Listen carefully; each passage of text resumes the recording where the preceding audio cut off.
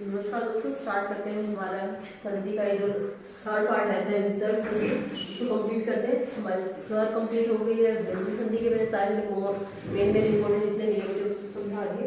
अभी हम बात करेंगे विसर्ग संधि के बारे में। ज़्यादा नियम नहीं है, फिर भी जो हमारे मेन नियम बनते हैं मैं इसके अंदर विसर्ग में बताने की कोशिश करूँगी। आप ट्राई करो कि क्या क्या आप चेंजेस कर सकते हो, कैसे आप ध्यान रख सकते हो कि विसर्ग संधि का उदाहरण है। तो सबसे पहले हम करते हैं विसर्गों का ओ बन जाना। फर्स्ट नियम है विसर्गों का ओ की मात्रा में चेंज हो जाना। ओ की मात्रा में बदलना या परिवर्तित करना। ठीक है, तो जहां पे विसर्ग होंगे विसर्ग हटा देंगे, उस जगह पे आप क्या लगा दोगे? ओ की मात्रा लगा दोगे। फर्स्ट नियम हमारा ये है। इसमें करेंगे विसर्गों से पूर्व यदि अ या आ स्वर आए, विसर्गों से पूर्व अ या आ स्वर आए तथा बाद तीसरा, चौथा या पांचवा वर्ड तथा बाद में थर्ड, फोर्थ या फिफ्थ वर्ड या फिर य, र, ल या व आए। ठीक है, विसर्गों का ओ में बदलने के नियम बता रही है। विसर्गों को ओ में बदलना है, ये नियम फर्स्ट बता रहे हैं हम विसर्ग के बारे में कि विसर्गों से पूर्व आ स्वर आए और तथा बाद में थर्ड, फोर्थ या फिफ्थ वर्ड या फिर य, र, ल। किसके थर्ड फोर्थ फिफ्थ?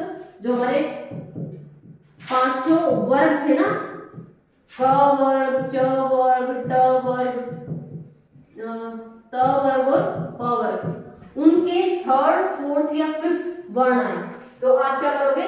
या फिर य, र लगा जाए तो आप उन विसर्गों को किस में चेंज कर दोगे?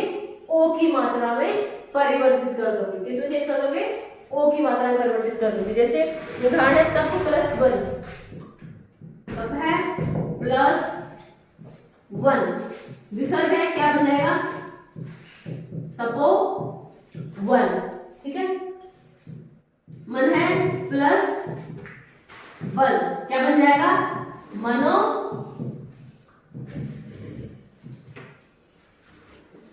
बल। इसी तरीके से मन है प्लस रस, प्लस में रथ क्या बन जाएगा? मनो रथ।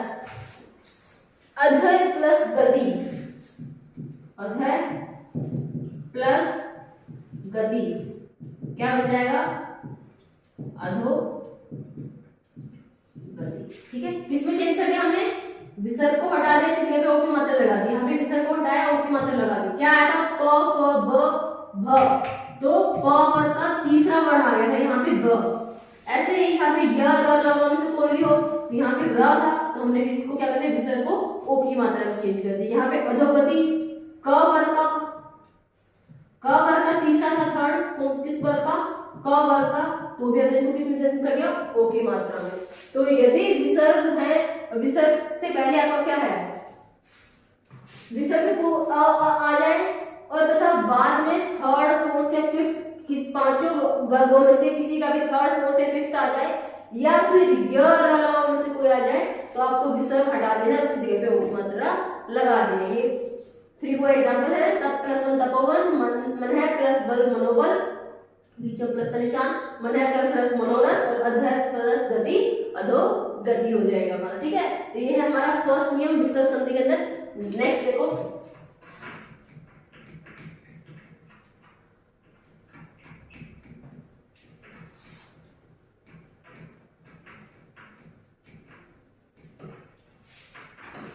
सेकंड है विसर्गों का रा बन जाना। सेकंड नियम है विसर्गों का र बन जाना। विसर्गों का रा बन जाना किसमें चेंज करना है? विसर्ग को आपको र में परिवर्तित करना है। तो यदि विसर्ग से पहले अ, आ से भिन्न स्वर, यदि विसर्ग से पहले अ या आ नहीं आना चाहिए, अ या आ से ये नहीं आने चाहिए, से भिन्न स्वर स्वर आए और उसके बाद में और प्लस के बाद वही थर्ड, फोर्थ, फिफ्थ वर्ण आए। किसके खान से स्टूडेंट? पांचों वर्गों के। कौन से? कचटक। इन पांचों वर्गों के थर्ड, फोर्थ, फिफ्थ वर्ण आए, या फिर य, र, ल, य, व आए तो विसर्ग को परिवर्तित कर देंगे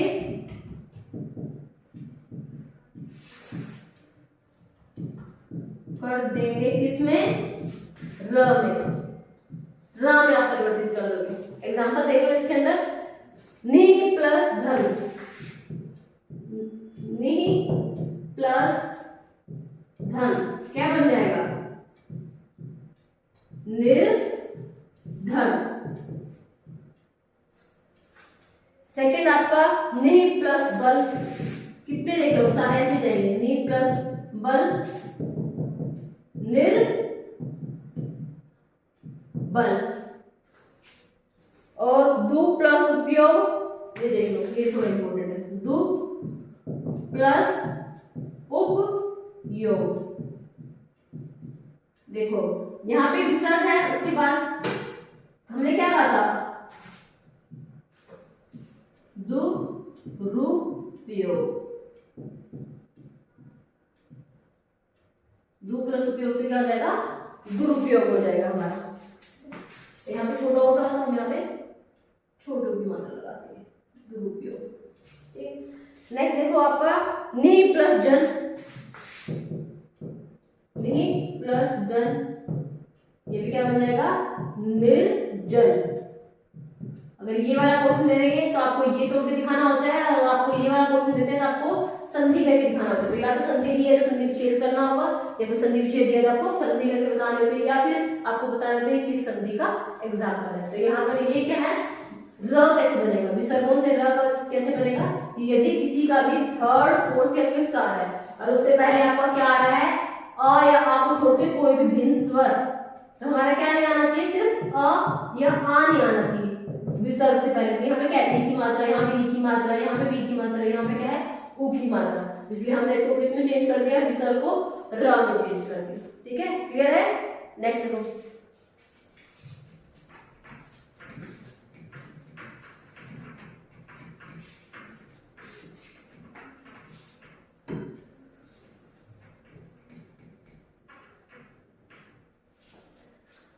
विसर्गों का स बन जाना। थर्ड है आपका विसर्गों का स बन जाना। किसमें चेंज कर दोगे? विसर्ग का स में चेंज कर दोगे। ठीक है, तो क्या होगा? विसर्गों से पूर्व कोई स्वर या बाद में च या छ हो, विसर्गों से पूर्व कोई स्वर आए और बाद में च या छ आए तो विसर्ग को श में बदल देंगे।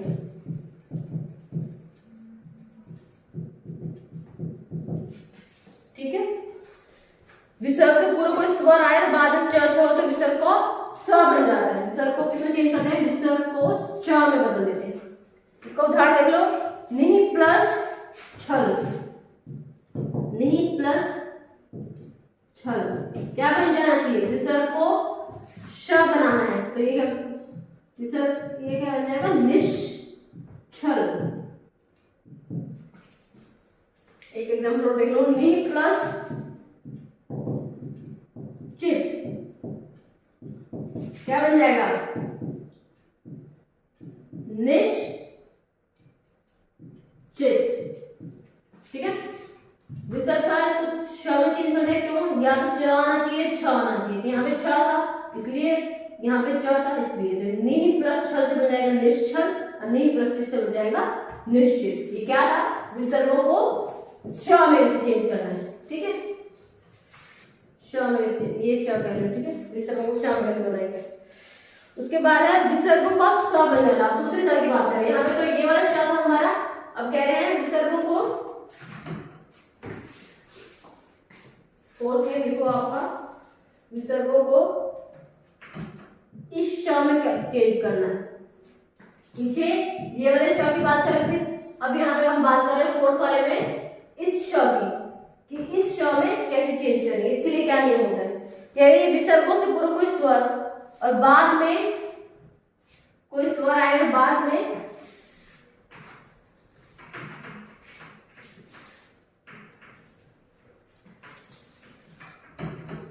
बाद में आपको क ख ट ठ, क या ख, ट या ठ और प या फ, प या फ आए तो विसर्गों का श बन जाता है। फ आए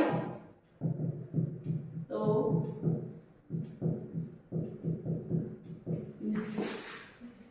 विसर्गों का श बन जाता है। वहां पे तो क्या था, सिर्फ और सिर्फ च और छ, च और छ के केस में ये वाला श बन रहा है, और बाकी क ख ट ठ प फ के केस में क्या बन रहा है हमारा, ये वाला श बन रहा है, ठीक है। इसका एग्जांपल देख लो आपका, नि प्लस कपट, नि प्लस कपट क्या आ जाएगा, निष्कपट। नि प्लस कपट से क्या हो जाएगा, निष्कपट। और नि प्लस ठुर, नि प्लस ठुर क्या है, ट ठ आया है, ये क्या हो जाएगा, निष्ठुर, ठीक है। वो पीछे श का, उस श के लिए मैंने बता दिया, इस श के लिए हमारे च छ थे, और इस वाले श में कन्वर्ट करके या तो क ख या ट ठ या फिर प फ आएगा, इसलिए नि प्लस ठुर से क्या बन जाएगा, निष्ठुर। नि प्लस कपट से क्या बन जाएगा, निष्कपट। इस श को आधा करके लिखा है हमने, ठीक है। नेक्स्ट नियम है विसर्गों का स बन जाना। अब थर्ड वाले श की बात कर रहे हैं, विसर्गों का श बन जाना, इस वाले श में बन जाना।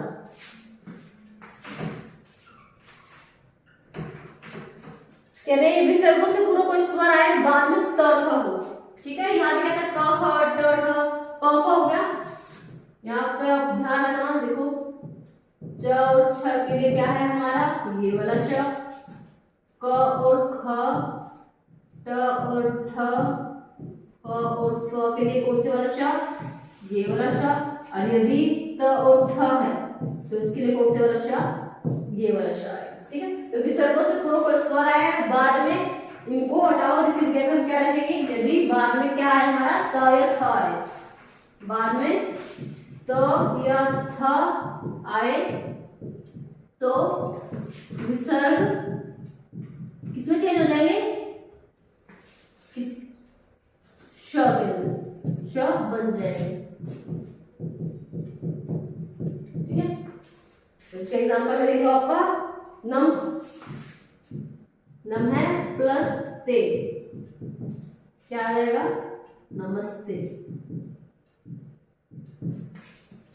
विसर्ग था, बाद में त था, तो इसकी जगह पे क्या आ गया, आधा श आ गया, नमस्ते। नि प्लस तेज, नि प्लस तेज क्या हो जाएगा, निश तेज, ठीक है। तीनों श के मैंने बता दिया है, च छ आएगा तो इस श में कन्वर्ट करना है, क ख ट ठ प फ आए तो इस श में कन्वर्ट करना है, और यदि विसर्ग के बाद त थ आए तो इस श में परिवर्तित करना है, ठीक है। चलो नेक्स्ट हम देखते हैं लास्ट, इसके अंदर विसर्ग संधि के अंदर हमारा जो रहता है, बाकी मेन मेन नियम तो मैंने बता दिए हैं, बाकी तो आपको एग्जांपल्स की ज्यादा प्रैक्टिस करनी है, जितना एग्जांपल करते हो तो आपको वैसे ही पढ़ के समझ आ जाएगा कि किसमें बनना चाहिए, इसके लिए एग्जैक्ट वर्ड क्या है। क्योंकि हमारी हिंदी हमारी मदर टंग है, तो हमें काफी सारे वर्ड से हम फैमिलियर होते हैं, तो अगर संधि आपको करनी आती है तो आराम से आप इसी को रिकॉग्नाइज कर लेते हो आपके एग्जांपल्स को या आपके ऑप्शंस को देखकर, नेक्स्ट है विसर्गों का लोप होना। विसर्गों का लोप होना। विसर्गों का लोप होना मतलब कि वहां पर आप जैसे यदि विसर्ग के बाद र हो तो विसर्ग लोप हो जाते हैं, तो विसर्ग से पूर्व का हर्ष और दीर्घ हो जाता है। यदि विसर्ग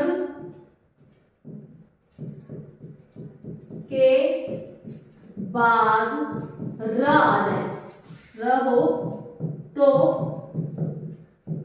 विसर्ग का लोप हो जाता है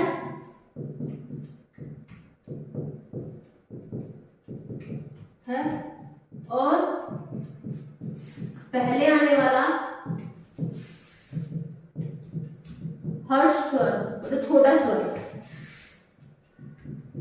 स्वर को दीर्घ करके लिख देते हैं, तो दीर्घ करके लिख देते हैं। ठीक है, जैसे ये हो गया नहीं प्लस रस है, र आ गया प्लस के बाद। यहाँ पे आपका ऑलरेडी विसर्ग है, हमें ये तो पता चलेगा कि विसर्ग संधि का एग्जाम आता है। बनेगा क्या इसका? नीरस। विसर्ग तो हमने हटा दिए, अब जो पहले छोटी ई की मात्रा आई थी इसको हमने बड़ी करके लिख दिया। हर्ष थी, हर्ष हमने छोटी थी, छोटी ई की मात्रा को मैं क्या कर दिया? बड़ी करके लिख दिया। तो नीरस, नहीं प्लस रस से क्या बनेगा? नीरस बन जाएगा। तो इस मात्रा को आप क्या कर दोगे? ई की मात्रा को बड़ी कर दोगे। या फिर नहीं प्लस रो, नहीं प्लस में रो, ये क्या हो जाएगा हमारा? नी रो। ठीक है, ये है हमारे विसर्ग संधि का कि यदि विसर्ग के बाद र आ जाता है तो आपको विसर्ग को हटा देना है और बस पहले आने वाली मात्रा जो भी है, अगर वो छोटी मात्रा है तो उसको आप दीर्घ करके लिख दोगे, बड़ा करके लिख दोगे। तो छोटी नी थी तो यहाँ पे नीरस बड़ी होगी, नीरस हो गया, नी प्लस रोग से निरोग हो गया हमारा। ठीक है, और कुछ ऐसे हैं जो हमारे क्या रहते हैं जिनमें विसर्ग हमारे साथ है। व्यंजन विसर्ग संधि के अंदर इसमें क्या होता है कि हमारे विसर्ग साथ में लिखे जाते हैं, संधि विच्छेद में लिखे रहते हैं, और जब आप उसको संधि करके लिखते हो, उसको ज्वाइन करके लिखते हो, तब भी वो रहते हैं साथ में। जैसे हमारा प्रातःकाल है, प्रातःकाल है, प्रातःकाल है, तो आप जब इसको लिखोगे ना तब भी कैसे लिखोगे? प्रातःकाल। तो संधि के टाइम पे भी ऐसे लिखा जाएगा,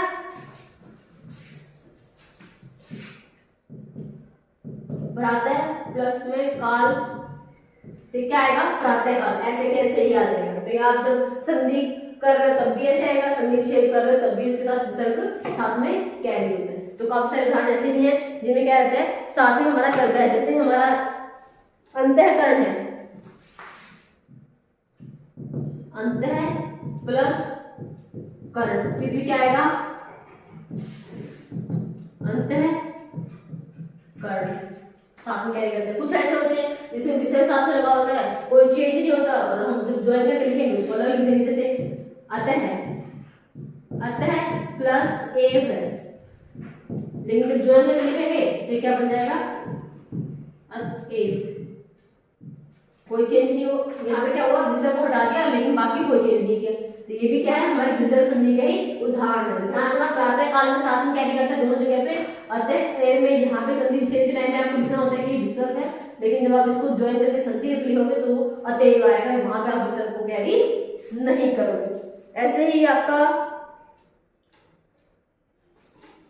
मोस्टली तो हमारे सारे इंप्रूव हो ही गए हैं, लेकिन कुछ हमारे संधि की बात करते हैं। कुछ ऐसे होते हैं जो आपको पता होने चाहिए कि इनका अगर आप संधि करोगे तो क्या बनेगा।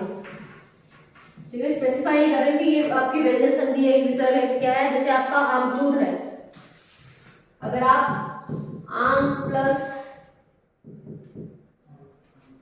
आम प्लस चूर लिखते हो तो ये क्या बन जाएगा? अमचूर बनेगा इसमें। ठीक है, कोई हमें ऐसे कोई कॉम्बिनेशन नहीं बनाया कि स्वर संधि वाला व्यंजन वाला कि कैसे इसमें चेंज हुआ, लेकिन आम प्लस चूर से क्या बनता है? अमचूर बनता है।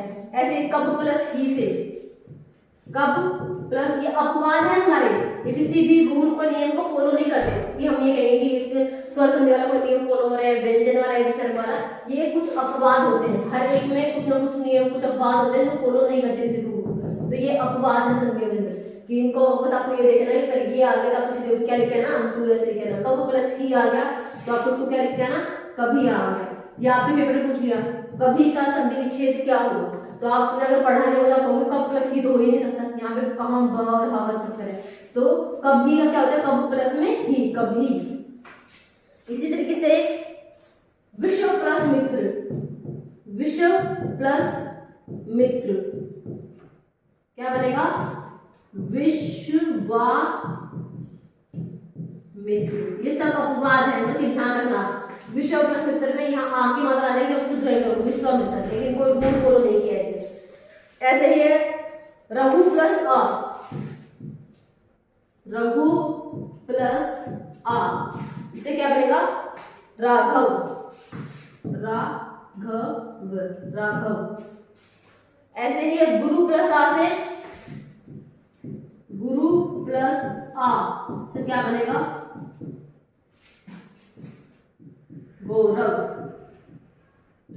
गुरु प्लस आ गौरव, रघु प्लस आ राघव, विषव प्लस मित्र विश्वामित्र। ऐसे कब प्लस ही कभी, तब प्लस ही तभी, हाथ प्लस कड़ी, हाथ प्लस कड़ी क्या बनेगा, हथ कड़ी। ठीक है, हाथ प्लस कड़ी से क्या बनेगा, कड़ी, हथ कड़ी। ऐसे ही मनु प्लस आ से क्या बनेगा, मनु प्लस आ से क्या बनेगा, मानव। ठीक है, तो ये सारे हमारी है कुछ अपवाद है संधि के अंदर। तो अगर आपसे पूछा जाता है कि मानव का संधि छेद क्या होगा, तो मनु प्लस आ या मनु प्लस आ से क्या बनेगा, मानव। ऐसे ही हाथ प्लस कड़ी से क्या बनेगा, हथकड़ी। तो ये आप एक बार ध्यान से देख लेना, आ सकते हैं इनमें से कुछ। ठीक है, ऐसे लघु प्लस आ से क्या बनेगा, राघव। गुरु प्लस से देख लीजिए, लघु प्लस आ से क्या बनेगा, लाघव, लाघव माने छोटा, गौरव लाघव, सॉरी गौरव लाघव। तो गुरु प्लस आ से गौरव, लघु प्लस आ से लाघव। तो ये हमारे कुछ अपवाद होते हैं। ठीक है, इरेज कर रही हूँ। वैसे हमारे मेन सारे संधि के तीनों टाइप कंप्लीट हो गए कि इस संधि के क्या नियम है, उसी टाइप कौन कौन से होते हैं, विसर्ग संधि के क्या रूल फॉलो करते हैं, व्यंजन संधि में क्या रूल फॉलो करते हैं। फिर भी कई बार बच्चों को कंफ्यूजन रहता है, तो ध्यान रख लेना। मैंने कल भी बताया था, लास्ट टाइम एक बार बता रही हूँ आपकी, अगर आ ई बड़ी या बड़े ओ की मात्रा दिखाई देती है तो कौन सी संधि होती है, दीर्घ संधि। ऐसे ही आपको ए और ओ की मात्रा दिखाई देती है तो गुण संधि, ए और ओ की मात्रा बड़े वाले दिखाई देते हैं तो आपकी वृद्धि संधि। गुण के अंदर क्या करते हैं, आपने थोड़ी वृद्धि कर दी, बढ़ा दिया उसको। और उसके बाद अगर आपको आधा अक्षर प्लस या व दिखाई दे रहा है तो यण संधि। सिर्फ य और व का कॉम्बिनेशन दिखाई दे रहा है शब्द के अंदर तो अयादी संधि। ठीक है, एक चीज और है जो आपको देखनी है, वो क्या कि गुण संधि के अंदर भी हमारी ओ की मात्रा आती है और हमारी विसर्ग संधि के अंदर भी ओ की मात्रा आती है। विसर्ग संधि के अंदर क्या आती है, ओ की मात्रा आती है। जैसे यहाँ पे है ना, ये तो एक तो परोपकार, ठीक है, और एक आपका होगा मनोरथ कह दो, तपोभूमि कह दो, या फिर आपका महोदय कह दो, महोदय। अब इन चारों के अंदर ही क्या आ रही है, आपकी ओ की मात्रा आ रही है कॉम्बिनेशनल जगह पे ओ की मात्रा है। अब हमें कैसे पता चलेगा कि ये गुण संधि का एग्जांपल है कि विसर्ग संधि का एग्जांपल है हमारा, तो ये हमें कैसे पता चलेगा कि अगर हमारा संधि विच्छेद करते हुए प्लस के बाद ऊ है, प्लस के बाद क्या है, ऊ है, छोटा ऊ या बड़ा ऊ, प्लस के बाद अगर ऊ है तो हमारा वो क्या है, गुण संधि है। अगर ऊ नहीं बनता है जैसे परोपकार है, पर प्लस उपकार, प्लस के बाद क्या है ऊ, यहाँ पे प्लस के बाद क्या है ऊ, ये दोनों किसके एग्जांपल है, गुण संधि के। मनोरथ को अगर आप संधि विच्छेद करते हो, मन है प्लस में रथ, प्लस के बाद क्या है एक रथ, यहाँ पे ऊ की मात्रा नहीं है प्लस के बाद। तपभूमि में तप है प्लस भूमि में, तपोभूमि में। यहाँ पे प्लस के बाद क्या है, भ पहले आएगा, ऊ की मात्रा बाद में। भूमि का मतलब क्या होता है, भ आधा फिर ऊ की मात्रा। तो यहाँ पे प्लस के बाद ऊ की मात्रा नहीं, प्लस के बाद भ है, ठीक है। तो ये मनोरथ तपोभूमि किसके एग्जाम्पल है, आपके विसर्ग संधि के। और ये दोनों ऊपर वाले किसके एग्जाम्पल है, गुण संधि के। पता कैसे करना है, यही कि आपको सिर्फ अगर ओ की मात्रा वाले आ जाते हैं तो सिर्फ एक बार आपको उसका संधि विच्छेद करके देखना है कि संधि विच्छेद करते हुए यदि प्लस के बाद ओ ऊ की मात्रा है तो हम उसको गुण संधि कहेंगे, यदि ऊ की मात्रा नहीं है तो हम उसको विसर्ग संधि का एग्जाम्पल उदाहरण कहेंगे। ये तो विसर्ग संधि का उदाहरण दिया, ध्यान रखना है। तो एक बार देख लेना कि बन तो चारों में ही ऊ की मात्रा नहीं है यहाँ पे, लेकिन इनमें से गुण कौन सी है, विसर्ग कौन सी है, तो वो हमें इससे पता करना है कि प्लस के बाद ऊ की मात्रा है तो गुण संधि है, ऊ की मात्रा नहीं है तो हमारी विसर्ग संधि है, ठीक है। चलो एक चीज और है जो इम्पोर्टेंट ऐसे जो रहती है, वो देखो री वाली। अगर आपको पहचान करनी है ना, री के कई बार शब्द आते हैं, जैसे दोनों तरफ अगर री है तो कौन सी संधि होती है, याद है, दृढ़। अगर दोनों तरफ री है तो कौन सी संधि होती है, हमारी दृढ़ संधि होती है। इधर करवा देते,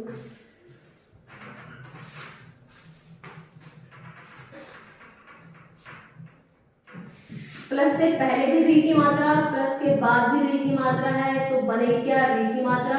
और जिसमें सेम हमारे प्लस से पहले भी सेम, प्लस के बाद भी सेम आता है, कौन सी संधि को उदाहरण था हमारा, दृढ़। दृढ़ संधि, दृढ़ संधि किसमें आती है, स्वर संधि का एक प्रकार है, दृढ़ स्वर संधि होगी हमारी। यदि प्लस से पहले तो कोई भी हमारा स्वर है, जैसे हम कह सकते हैं अ या आ है, और प्लस के बाद क्या है, हमारी रे की मात्रा है। यदि प्लस के बाद रे की मात्रा है तो वो हमारा कौन सी संधि का एग्जाम्पल हमने किया था, हमारा गुण संधि के अंदर, गुण संधि। और गुण संधि में किसका एग्जाम्पल है, हमारा स्वर संधि का ये टाइप है, ठीक है। तो यदि प्लस से पहले तो कोई और स्वर है और प्लस के बाद री की मात्रा है तो हम उसको क्या करके आएंगे, गुण संधि। और ऐसे यदि प्लस से पहले री की मात्रा है और प्लस के बाद कोई भिन्न स्वर है तो हमारी कौन सी संधि का एग्जाम्पल होता है, हमारी यण संधि।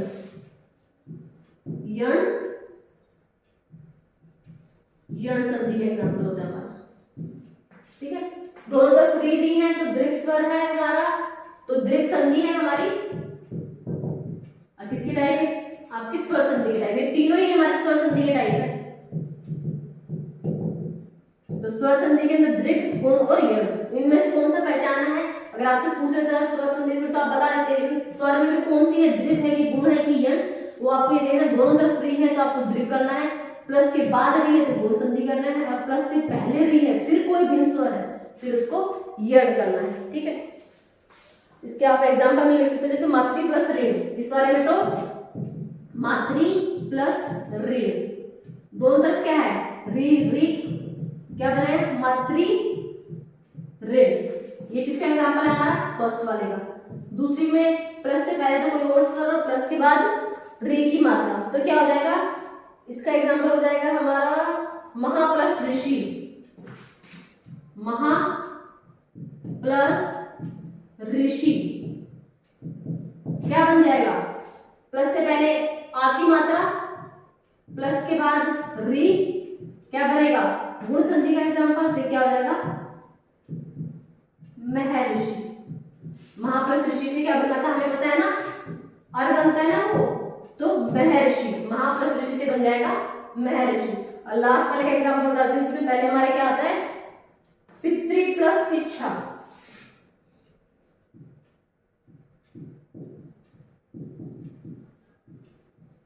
प्लस से पहले री की मात्रा, प्लस के बाद कोई भिन्न स्वर, क्या बनेगा हमारा, पितृ इच्छा। तो पितृ प्लस इच्छा, पितृ इच्छा यण संधि का एग्जाम्पल है। महा प्लस ऋषि महर्षि गुण संधि का एग्जाम्पल है। और ये हमारा दीर्घ संधि का एग्जाम्पल है, मातृ प्लस ऋण मातृ ऋण, ठीक है। ये थोड़ा सा आपको ध्यान रखना है कि री वाले अगर आ जाए तो सोचेंगे री किसमें था, तो दोनों तरफ री है तो दीर्घ है, प्लस के बाद है तो गुण है, और प्लस के पहले है तो यण संधि। तीनों एग्जाम्पल में दिखा दिए, ध्यान रखना, ठीक है। अब यहाँ पे हमारी जो संधि वाला जो पार्ट था वो हमारा कंप्लीट हो गया है। पूरी संधि में हमने तीनों को डिस्कस कर लिया। बस आपको क्या करना है, एक बार लास्ट में क्विक रिवीजन के लिए आप इन चीजों को एक बार देख सकते हैं कि अगर पहचान करनी है तो आप यहाँ से पहचान कर सकते हैं कि इन मात्राओं के हिसाब से या इस गुण के हिसाब से आप फटाफट क्या है शब्दों को छाट पाएंगे कि किस संधि का हमारा एग्जाम्पल होता है। तो ठीक है, अब यहाँ पे हमारा ये टॉपिक कंप्लीट हो जाता है। आगे हम करेंगे कोई नया टॉपिक नेक्स्ट क्लास में डिस्कस करते हैं।